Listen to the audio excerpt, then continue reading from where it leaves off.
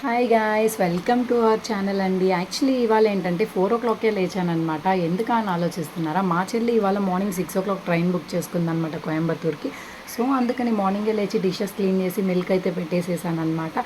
So washing మిషన్కి వేసేస్తున్నాను and మార్నింగే తనకి దోశలు పోసి తన్ని పంపించేసా 6 o'clockకి. సో ఇన్ని చేశాక కాఫీ తాగకపోతే మన మనసు ఉండలేదు కదా. సో అందుకోసమని కాఫీ పెట్టేసుకుంటున్నాను అనమాట. కాఫీ అంటే మామూలుగా కాదండి, ఒక ₹5 మిల్క్ బిస్కెట్ లేనిదే మనకు కాఫీ తాగబుద్ధి కాదనమాట. సో కాఫీ అయితే పెట్టేసుకుంటున్నాను.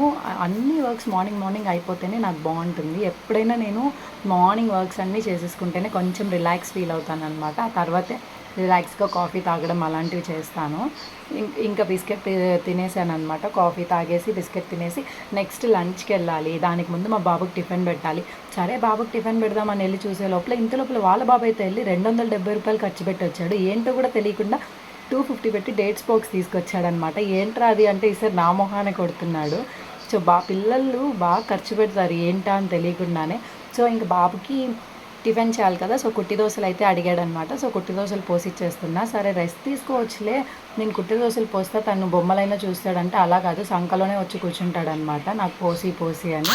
వాడిని ఎత్తుకొనే అన్ని పనులు చేసుకోవాలి. సో లంచ్ అయితే ప్రిపేర్ చేస్తున్నా. ఇవాళ మా ఇంట్లో లంచ్ వచ్చి ఎగ్ కర్రీ అనమాట. మీ ఇంట్లో ఏం లంచో నాకు కామెంట్ చేయండి. సో ఎగ్స్ కూడా ఒక పక్కన ఉడుకుతున్నాయి, టొమాటోస్ కూడా కట్ చేసి సైడ్లో పెట్టేశాను.